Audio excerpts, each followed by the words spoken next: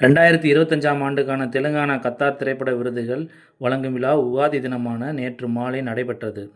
இதில் கமல்ஹாசனுக்கு தெலுங்கானா அரசின் உயரிய விருதான பைடி ஜெயராஜ் விருது வழங்கி கௌரவம் அளிக்கப்பட்டது. இந்திய திரையுலகில் 60 ஆண்டுகளுக்கும் மேலாக பங்காற்றி வரும் கமல்ஹாசன் அவர்களின் பங்களிப்பை பாராட்டி இந்த விருது வழங்கப்பட்டது. சினிமா முன்னோடி பைடி ஜெயராஜ் பெயரில் அமைந்த இந்த விருது சாகரசங்கமம் மற்றும் சுவாதிமுத்தியம் போன்ற காலத்தால் அழியாத திரைக்காவியங்கள் மூலம் தெலுங்கு சினிமாவிற்கு கமல்ஹாசன் ஆற்றிய பங்களிப்பை அங்கீகரிக்கும் விதமாக அமைந்தது. மேலும் இன்று பேன் இண்டியா சினிமா கொண்டாடப்படும் வேளையில் பல மொழிகளில் கமல்ஹாசன் அவர்கள் ஆரம்ப காலத்தில் செய்த சாதனைகளே அதற்கு உண்மையான அடித்தளமாக உள்ளது. அவரது புதுமையான கதைக்களங்கள், மாறுபட்ட கதாபாத்திரங்கள் மற்றும் புதிய புதிய தொழில்நுட்பங்கள் என கமல்ஹாசன் இந்திய சினிமாவை தொடர்ந்து செதுக்கி வருவதையும் இந்த விருது கௌரவித்தது.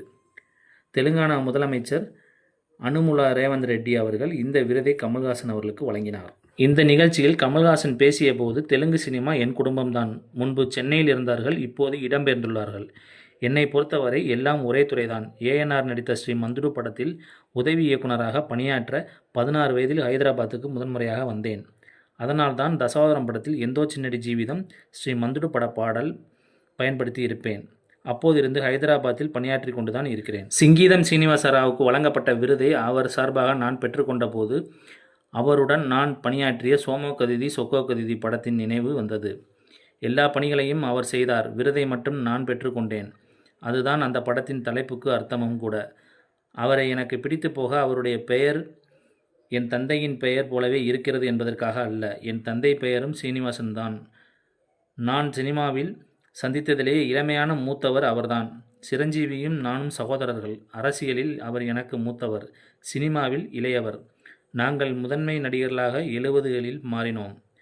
இப்போதும் 70களில் தான் இருக்கிறோம். ஆனால் காலத்தால் அல்ல, வயதால். ரேவந்த் அவர்களே, இந்த விருதுகளுக்கு கர்த்தார் அவர்களின் பெயரை வைத்ததற்கு நன்றி. அவரின் லட்சக்கணக்கான ரசிகர்களில் நானும் ஒருவன்.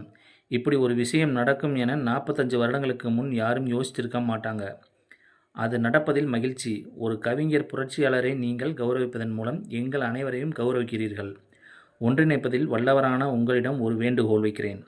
இனிமேல் ஹாலிவுட், டோலிவுட், சாண்டல்வுட், பாலிவுட் என்ற பிரிவினைகள் இல்லாமல் இந்திய சினிமாவை ஒன்றுபட வேண்டும். அதனை அழிக்க நீங்கள் துவங்கி இருக்கிறீர்கள். அதற்கு நாங்களும் துணை நிற்போம். இது அடுத்த தலைமுறையின் வளர்ச்சிக்கு வழிவகுக்கும் என்றார்.